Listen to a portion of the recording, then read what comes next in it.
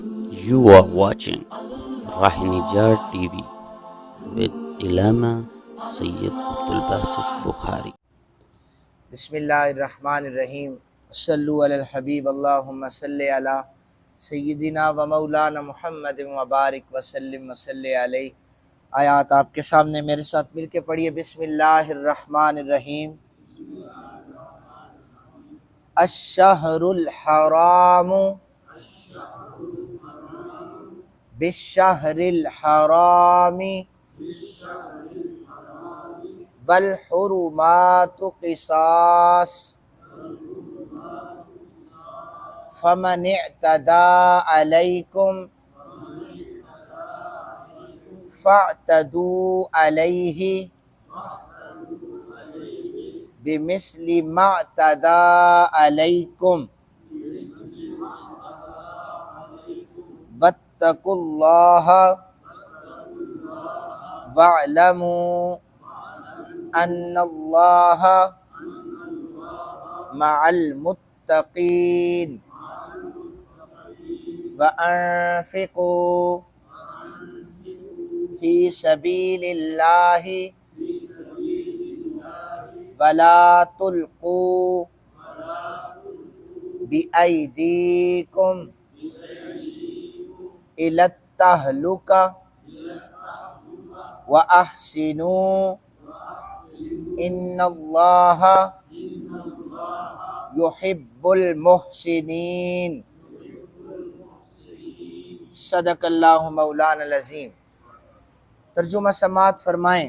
حرمت والے مہینے کا بدلہ حرمت والا مہینہ ہے اور تمام محترم چیزوں کا بدلہ ہے، سو جو شخص تم پر زیادتی کرے تم بھی اس پر اتنی زیادتی کرو جتنی اس نے تم پر زیادتی کی ہے۔ اللہ سے ڈرتے رہو اور جان لو کہ اللہ ان کے ساتھ ہے جو اللہ سے ڈرنے والے ہیں۔ اللہ کی راہ میں خرچ کرو، اپنے آپ کو ہلاکت میں نہ ڈالو اور نیکی کرو، بے شک اللہ عز و جل نیکی کرنے والوں سے محبت فرماتا ہے۔ حرمت والے مہینوں کا ذکر ہے، اور حرمت والے جو مہینے ہیں یہ چار ہیں۔ کتنے ہیں؟ چار ہیں۔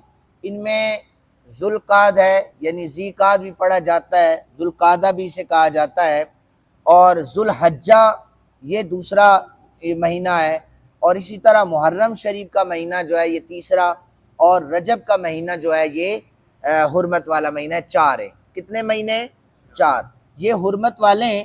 نبی پاک صلی اللہ علیہ وآلہ وسلم کی شریعت یا اس سے پہلے بھی ان حرمت والے مہینوں کا خاص خیال رکھا جاتا تھا، ان میں کسی قسم کی کوئی جنگ نہیں کی جاتی تھی، اور تو اور اتنا زیادہ خیال رکھا جاتا تھا، کسی کی اگر جنگ شروع ہو گئی، مہینہ محرم کا آ گیا ہے، کہتے تھے اس کو ہم سفر میں بدل لیتے ہیں، اس کو سفر کہہ دیتے ہیں، جنگ جاری رکھتے ہیں اور سفر کے بعد ہم محرم کر لیں گے۔ اگر جنگ جاری رہتی تو پھر کہتے محرم کو مؤخر کرتے رہے، اسی طرح محرم کو وہ آگے لے جاتے۔ نبی پاک صلی اللہ علیہ وآلہ وسلم نے آ کر اس چیز سے منع فرمایا۔ اسی طرح جو میں نے کل عرض کیا تھا کہ جب سال کے بعد عمرہ شریف کی ادائیگی کے لیے رسالت امام صلی اللہ علیہ وسلم تشریف لائے تو اس وقت مسلمانوں کو خدشہ تھا کہ عید شکنی کریں گے، یعنی جو عید شکنی اس لیے کہ جو ایک مہینے کو تبدیل کر سکتے ہیں، یعنی رمضان شریف آ رہا ہے، اگر کوئی اٹھ کر یہ کہے گرمیوں میں آ رہا ہے تو لہذا رمضان کو سردیوں میں ہم شفٹ کر دیتے ہیں، تو اس سردیوں والا جو مہینہ ہے ہم وہ اٹھا کر ربیع الاول کو پہلے لے آتے ہیں۔ یہ کافروں کا ایک طریقہ تھا۔ رسالت امام صلی اللہ علیہ وآلہ وسلم نے منع فرمایا، اور پھر قرآن پاک کی آیت نازل ہو گئی، سورہ توبہ آیت نمبر 37 ہے، انما النسیء زیادۃ فی الکفر، مہینوں کو مؤخر کرنا صرف کفر میں زیادتی ہے۔ پھر فرمایا کہ اللہ تعالیٰ کے راستے میں خرچ کرو، اپنے آپ کو ہلاکت میں نہ ڈالو، یعنی جو شخص اللہ کے راستے میں خرچ کرتا ہے وہ ہلاکت سے بچ جاتا ہے، وہ ہلاکت سے بچ جاتا ہے۔ ابن عباس رضی اللہ تعالی عنہما کہتے ہیں کہ کسی آدمی کا اللہ کے راستے میں قتل ہو جانا ہلاکت نہیں ہے، یعنی قتل ہو جانا یہ ہلاکت نہیں ہے، اللہ کے رستے میں مال کو نہ خرچ کرنا یہ ہلاکت ہے۔ ایک بندے کے پاس مال ہے، بچا کر رکھا ہے، وہ خرچ نہیں کرتا اللہ کے رستے میں، یہ ہلاکت ہے۔ لیکن کسی کا اللہ کے رستے میں قتل ہو جانا یہ اتنی بڑی ہلاکت نہیں ہے۔ اس لیے جن حضرات کو اللہ تعالیٰ نے نوازا ہے وہ دعا کیا کریں اللہ ہمارے پیسے کو اپنے رستے میں قبول کر لیں۔ حضرت برا بن عازب کہتے ہیں کہ کسی شخص کا گناہ کرنا پھر اس کی مغفرت سے مایوس ہو جانا کہ پتہ نہیں اب اللہ تعالیٰ مجھے معاف کرے گا یا نہیں کرے گا، یہ بھی خود کو ہلاکت میں ڈالنا ہے۔ دیکھیں گناہ جتنے زیادہ ہوں، اتنا عقیدہ تو رکھ سکتے ہیں نا کہ گناہ جتنے زیادہ ہوں میرے اللہ کی رحمت اس سے بڑی ہے، اللہ کی رحمت بڑی ہے نا۔ تو یہ تو عقیدہ بڑا کمزور سا نہیں ہو گیا کہ زیادہ گناہ کر بیٹھا ہوں تو لہٰذا میری بخشش نہیں ہوگی۔ جتنے گناہ ہو گئے، فرمایا بہترین خطا کار وہ ہے جو توبہ کرتا ہے۔ اللہ کو وہ خطا کار پسند ہے جو توبہ استغفار کرتا ہے۔ وہ ایک شخص نے بنی اسرائیل سے 99 قتل کیے تھے، تو اس نے کسی سے جا کر پوچھا تھا، راہب سے پہلے سوال کیا، اسے بتایا کہ 99 قتل کیے ہیں، بخشش ہو جائے گی؟ اس نے کہا بخشش ناممکن ہے۔ اس نے اسے بھی مارا کہ 100 پورے کروں، لیکن وہ اللہ والوں کے جب پاس گیا انہوں نے کہا بخشش کیوں نہیں ہوگی؟ اللہ کی رحمت ہے، اس سے مایوس کیوں ہوتے ہو؟ تیری کنفرم بخشش ہو جائے گی۔ اللہ تعالیٰ کی رحمت تو بہانے تلاش کرتی ہے کہ وہ حضرت انسان کو کسی بھی طریقے سے بخش دے۔ بنی اسرائیل کی عورت یا مرد ایک پیاسے کتے کو پانی پلا دے، اللہ جنت عطا فرما دیتا ہے۔ ساری زندگی اگر گناہوں میں گزری ہو، میرا مالک بندے کو بخشنا چاہتا ہے، ایک تنکا سائڈ پہ کر دو جس سے تکلیف ہو رہی ہو، اللہ تعالیٰ بخشش فرما دیتا ہے۔ کفل کا واقعہ میں نے پہلے سنایا تھا۔ کفل روزانہ، یہ بنی اسرائیل کا ایک شخص تھا، یہ روزانہ عورت کرائے پر لاتا تھا اور اس سے زنا کیا کرتا تھا، اور پچھلی امتوں کے لیے یہ چیز موجود تھی کہ جب وہ گناہ کر کے باہر نکلتے، صبح ان کی پیشانیوں پر، ان کی گھر کے دروازوں پر لکھا ہوتا تھا، گلی سے کوئی گزرتا اسے پتہ چل جاتا فلاں نے اتنے گناہ کیے ہیں، فلاں نے آج رات کو یہ گناہ کیا ہے۔ تو کفل کے دروازے پر روز لکھا ہوتا تھا کہ آج رات کو کفل نے یہ گناہ کیا ہے۔ ایک رات ایسی گزری کہ کفل نے، گنہگار تھا، گناہوں میں لتھڑا ہوا تھا، ایک رات ایسی گزری کہ ایک عورت کو وہ خرید کر لایا، تو جب اس عورت کو ہاتھ لگانے لگا وہ کانپ رہی تھی۔ اسے پوچھا ڈری کیوں ہو؟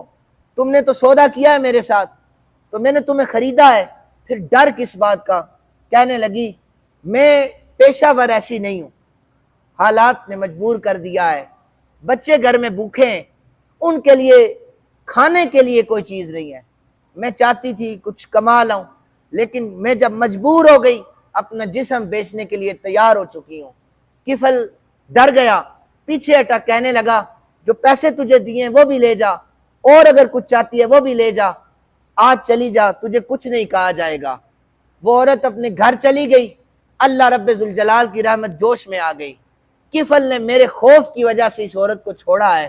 سامعین محترم، وہ عورت گھر میں چلی گئی، ادھر کفل جو تھا ابھی وہ انتظار کر رہا تھا، عورت چلی گئی، اچانک اللہ رب ذوالجلال کا فرشتادہ آیا اور کفل کی جو ہے وہ جان پرواز کر گئی، دنیا سے چلا گیا کفل۔ لوگ دیکھنے کے لیے آئے روٹین وائز، اب دیکھیں آج رات کفل نے کون سا گناہ کیا ہے۔ لکھا ہوا تھا کفل کی دہلیز پر، اللہ نے کفل کی مغفرت فرما دی ہے، وقت کے نبی نے اعلان کر دیا، لوگوں آج رات کو کفل کا اس دنیا سے چلا جانا، جو شخص بخشش چاہتا ہے کفل کے جنازے میں شریک ہو جائے، اللہ سب کی بخشش فرما دے۔ تو میرا رب ذوالجلال تو بخشنا چاہتا ہے، ہم ہیں جو اپنے گناہوں کو لے کر بیٹھے ہوئے ہیں اور گناہوں پر اصرار کر کے بیٹھے ہوئے ہیں، خود کو بدلنا نہیں چاہتے۔ وہ اللہ بخشنا چاہتا ہے، وہ کہتا ہے کہ ان اللہ یحب التوابین، بے شک اللہ توبہ کرنے والوں سے محبت کرتا ہے، لیکن ہم توبہ کی طرف بھی نہیں جاتے۔ دیکھیں قرآن واضح کہہ رہا ہے نا کہ واتقوا اللہ، اللہ سے ڈرو، میں اور آپ سب کا دعویٰ ہے اللہ سے ہم ڈرتے ہیں، اللہ سے ڈرتے ہیں، لیکن اللہ کے احکامات کی دھجیاں جب اڑائی جائیں اس کا مطلب ہے ہم اللہ سے نہیں ڈرتے۔ اس کی نافرمانی کرنے والا اللہ سے نہیں ڈرتا، اس کے احکام پر عمل کرنے والا اللہ سے نہیں ڈرتا۔ ڈرتا تو وہ ہے کہ جب اس کے گھر سے بلاوا آ جائے، جب اس کے حکم کو پورا کرنے کا وقت آ جائے، جب اس کا بلاوا، اس کا آرڈر آ جائے، سر تسلیم خم حاضر ہو جائے، مالک تیری بارگاہ میں یہ بندہ حاضر ہے، اسے قبول کر لے۔ انبیاء علیہ السلام پر مصیبتیں آئی، صحابہ کرام پر مصیبتیں آئی، اولیاء کرام پر مصیبتیں آئی، ان کی زبانوں پر ایک ہی لفظ جاری تھا، ایک ہی تھا، مالک تو راضی ہے؟ اگر تو راضی ہے نا، ایسی 1000 جانیں بھی تیرے رستے میں قربان ہیں۔ حضرت علی اصغر پاک کو اٹھا کر امام حسین علیہ السلام کا جملہ یہی تھا، 1000 غم ہو لیکن زباں ہے دل کی رفیق، کہ مالک 1000 غم ہو، یہ ایک علی اصغر ہے، 1000 علی اصغر بھی آ جائیں تو جب تیرے دین پر آنچ آئے گی ان 1000 علی اصغر کو بھی ہم قربان کر دیں۔ آپ توبہ استغفار کریں، اللہ تعالیٰ بخشش کے دروازے کھولے گا۔ فرمایا ہلاک کر دینے والی چیزوں میں یہ بھی ایک چیز ہے کہ بلا وجہ کسی سے بغض، عداوت، حسد یہ رکھنا، یہ بھی خود کو ہلاکت میں ڈالنا ہے۔ پھر فرمایا حرام مال سے صدقہ کر دینا، حرام مال سے صدقہ کرنا، کسی نے 2 نمبر طریقے سے پیسہ کمایا ہے اور وہ جناب محفلیں بھی ہو رہی ہیں اور جناب اللہ کے رستے میں خرچ بھی ہو رہا ہے، فرمایا ایسا مال بھی قبول نہیں ہوگا، ہلاکت میں پڑ جاؤ گے۔ کسی نے سوال کیا تھا علماء سے کہ چوری کے مال سے زکوٰۃ دینا کیسا ہے، چوری کے مال سے زکوٰۃ دینا کیسا ہے؟ تو مفتی صاحب نے یہ جواب دیا تھا کہ ناپاک کپڑے کو پیشاب سے دھو لینا، یہ اس طرح ہے، ناپاک کپڑے کو پیشاب سے دھو لینا۔ پھر فرمایا کہ علماء نے لکھا ہے ریاکاری، احسان جتلانا اپنی نیکیوں کا، یہ خود کو ہلاکت میں ڈالنے کے مترادف ہے۔ تو اللہ تعالیٰ سے دعا کیا کریں، یا اللہ ہمیں اپنا حقیقی معنوں میں خوف عطا کر، حقیقی معنوں میں خوف عطا کر۔ حضرت شیر خدا کرم اللہ وجہ الکریم نماز کا وقت قریب آتا، اور یہ روایت دیگر تابعین کے بارے میں بھی ہے، حضرت عمر بن عبدالعزیز کے بارے میں بھی ہے، نماز کا وقت آتا ان کے بال جسم کے کھڑے ہو جایا کرتے تھے۔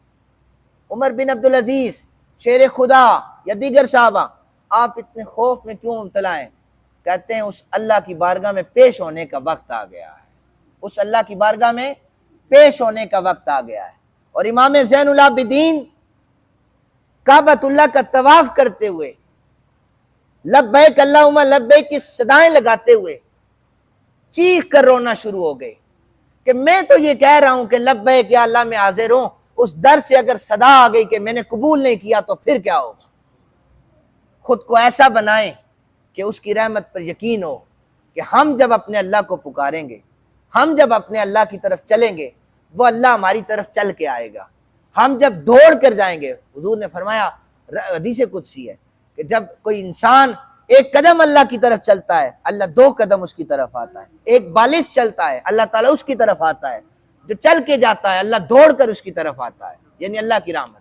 اللہ تعالیٰ سے دعا ہے اللہ تعالیٰ ہمیں قرآن حکیم کو سمجھنے کی توفیق عطا فرمائے، صحیح معنوں میں اپنا خوف پیدا کرنے کی توفیق عطا فرمائے۔ وما علینا الا البلاغ۔